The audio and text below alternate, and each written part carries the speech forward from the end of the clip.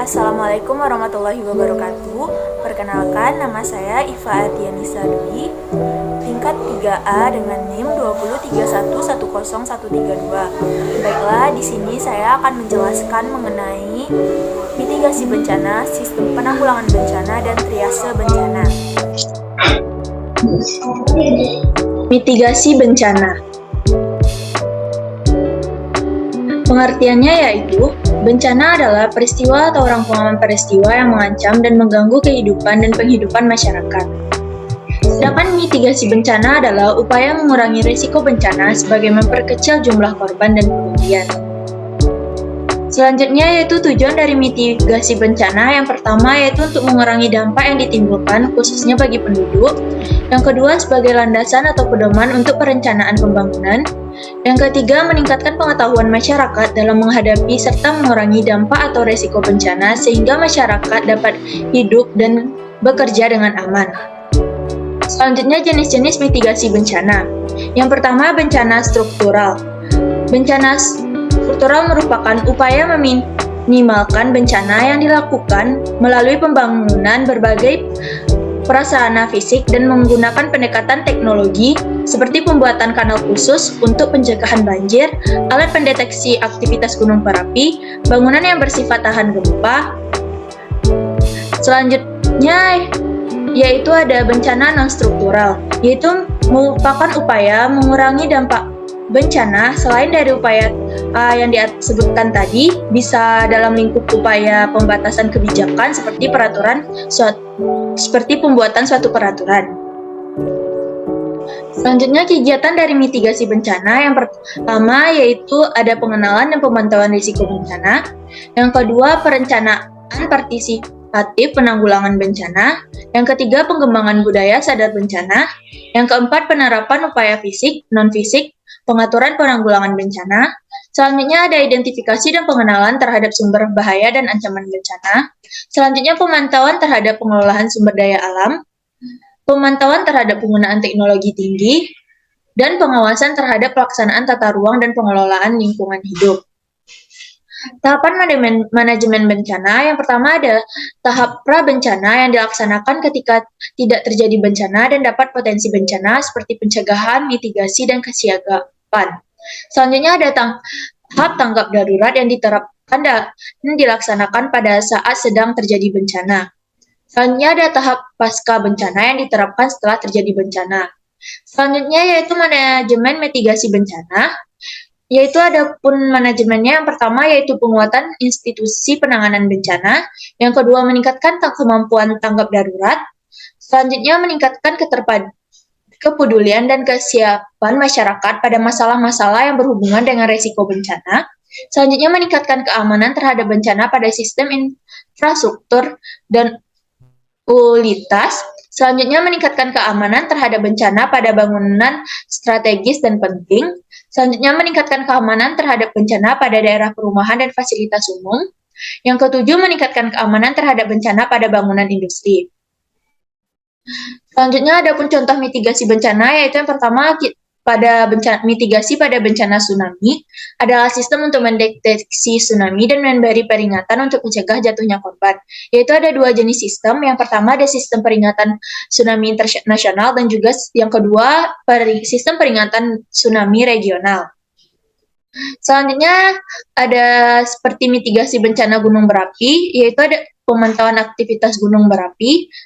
Selanjutnya yaitu tanggap darurat. Selanjutnya ada pemetaan, yaitu peta kawasan rawan bencana gunung berapi. Yang ketiga, yang selanjutnya itu melakukan penyelidikan gunung berapi menggunakan metode geologi, geofisika, dan geokimia. Selanjutnya ada sosialisasi yang dilakukan pada pemerintahan daerah dan masyarakat. Selanjutnya ada mitigasi bencana gempa bumi.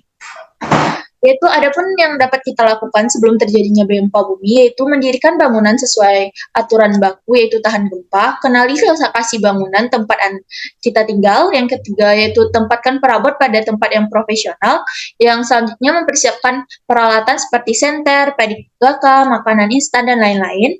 Selanjutnya itu pemeriksaan penggunaan listrik dan gas, catat nomor telepon penting, kenali jalur evaluasi dan ikuti kegiatan stimulasi mitigasi bencana gempa bumi. Yaitu selanjutnya ketika terjadi gempa bumi yang dapat kita lakukan, yang pertama tuh kita harus tetap tenang, hindari sesuatu yang kemungkinan akan roboh atau bisa ke tanah lapang. Selanjutnya perhatikan tempat kita berdiri, kemungkinan ada retakan tanah, turun dari kendaraan atau jauhi pantai. Ketika setelah terjadi bencana, adapun yang dapat kita lakukan, yang pertama cepat keluar dari bangunan, gunakan tangga biasa, periksa sekitar, jika ada yang luka, lakukan pertolongan pertama. Selanjutnya, hindari bangunan yang berpotensi untuk roboh. Materi selanjutnya yaitu mengenai sistem penanggulangan bencana. Penanggulangan bencana dapat didefinisikan sebagai segala upaya atau kegiatan yang dilaksanakan dalam rangka upaya pencegahan, mitigasi, kesiapsiagaan, tanggap darurat, dan pemulihan berkaitan dengan bencana yang dilakukan pada tahap sebelum, saat, dan setelah bencana. Adapun komponen penanggulangan bencana nasional yaitu berdasarkan Undang-Undang Nomor 24 Tahun 2007, yaitu legislasi, hukum atau peraturan perundang-undangan, ada kelembagaan, ada perencanaan, penyelenggaraan penanggulangan bencana, pengelolaan sumber daya, dan pendanaan. Yang pertama ada legislasi atau hukum, yaitu sistem penanggulangan bencana yaitu didasarkan pada Undang-Undang Nomor 24 Tahun 2007. Selain itu juga berdasarkan 3 peraturan pemerintah, yaitu Peraturan Pemerintah Nomor 21 Tahun 2008 tentang penyelenggaraan penanggulangan bencana, Peraturan Pemerintah Nomor 22 Tahun 2008 tentang pendanaan dan pengelolaan bantuan bencana, Peraturan Pemerintah Nomor 23 Tahun 2008 tentang peran serta lembaga internasional dan lembaga asing non-internasional pemerintahan dalam penanggulangan bencana. Selanjutnya Perpres Nomor 8 Tahun 2008 tentang PNP, Peraturan Menteri terkait penanggulangan bencana, Peraturan Kepala BNPB. Yang kedua ada kelembagaan. Kelembagaan penanggulangan bencana ini dibagi menjadi 2. Yang pertama ada kelembagaan formal, yaitu adanya BNPB, yaitu Badan Nasional Penanggulangan Bencana. Selanjutnya ada BPBD, yaitu Badan Penanggulangan Bencana Daerah. Yang kedua ada kelembagaan secara non-formal, yaitu unsur masyarakat sipil, dunia usaha, perguruan tinggi, media, dan lembaga internasional. Yang ketiga ada perencanaan, yaitu dibagi menjadi 2. Yang pertama yaitu perencanaan yang berlaku untuk semua jenis bencana, yaitu rencana penanggulangan bencana yang kemudian dideskripsikan menjadi rencana aksi.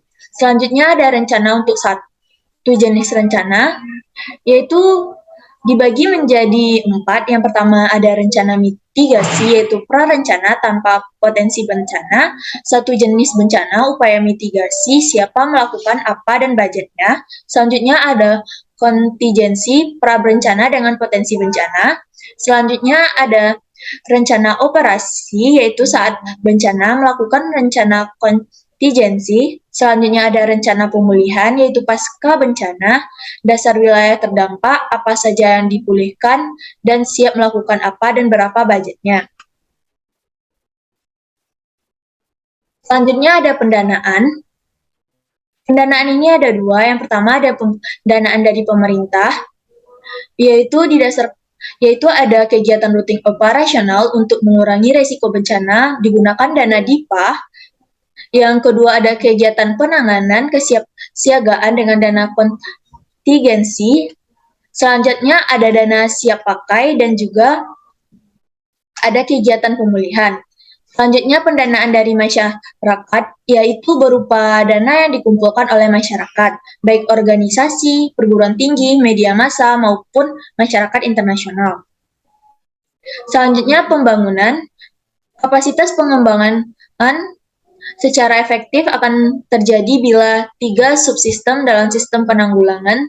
Yang pertama ada kelembagaan, seperti yang dijelaskan tadi, ada 2 yaitu secara formal dan non-formal. Kedua, iptek, yaitu teknologi yang digunakan dalam penanggulangan bencana. Selanjutnya ada meningkatkan kapasitas koordinasi komando dan pelaksanaan penanggulangan bencana, termasuk pencegahan, mitigasi, dan kesiapsiagaan. Selanjutnya ada penyelenggaraan penanggulangan bencana. Dalam meningkatkan kapasitas di daerah, diharapkan dapat melakukan penyelenggaraan penanggulangan bencana dengan baik. Penyelenggaraan penanggulangan bencana dibagi menjadi 3 tahap sesuai dengan siklus penanggulangan bencana, seperti yang sudah dijelaskan tadi, yaitu ada pra-bencana, bencana, dan pemulihan. Adapun prinsip penanggulangan bencana, yang pertama cepat dan akurat. Yang kedua yaitu prioritas, yang ketiga koordinasi, yang keempat keterpaduan, yang kelima berdaya guna, yang keenam berhasil guna, yang ketujuh transparansi, yang kedelapan akuntabilitas, selanjutnya ada kemitraan, pemberdayaan, non-diskriminasi, dan non-proletisi. Selanjutnya kita akan membahas mengenai triase bencana. Apa sih itu triase bencana? Triase adalah tindakan untuk memilah atau mengelompokkan korban berdasarkan beratnya cedera, kemungkinan untuk hidup, keberhasilan tindakan berdasarkan sumber daya yang tersedia. Selanjutnya ada pun prinsip dari triase, yaitu kita mengidentifikasi kondisi yang mengancam jiwa. Yang kedua, memprioritaskan pasien menurut keakutannya. Prinsip dari triase bencana ini yang pertama yaitu segera dan tepat waktu kurang dari 60 detik. Yang kedua, pengkajian yang adekuat dan akurat. Selanjutnya, keputusan dibuat berdasarkan pengkajian, intervensi sesuai kekuatan kondisi, dan tercapainya kepuasan pasien. Adapun prosedur dari triase ini, yaitu triase dilakukan terlebih dahulu sebelum pengobatan. Selanjutnya, jangan lebih dari 60 detik tiap pasien. Yang selanjutnya, menentukan fasilitas terbaik untuk penanganan, bisa di ruang emergensi atau di lapangan. Selanjutnya, apa saja sih yang dapat kita lakukan pada saat triase? Yaitu yang dapat kita lakukan, pertama kita harus menilai tanda vital dan kondisi. Selanjutnya, penilaian tindakan yang diperlukan. Selanjutnya, penilaian harapan hidup. Penilaian kemampuan medis. Prioritas penanganan definitif. Selanjutnya, ada label dari warna triase, yaitu ada 4 label atau 4 warna. Yang pertama ada warna merah, yaitu sebagai penanda korban yang membutuhkan stabilitas segera. Yang kedua, ada warna kuning, yaitu sebagai penanda korban yang memerlukan pengawasan ketat, tetapi perawatan dapat ditunda sementara. Selanjutnya, ada warna hijau, yaitu sebagai penanda korban yang tidak memerlukan pengobatan atau pengobatan dapat ditunda. Selanjutnya, yaitu warna hitam, yaitu sebagai penanda korban yang telah meninggal dunia. Baiklah, sekian pembacaan materi.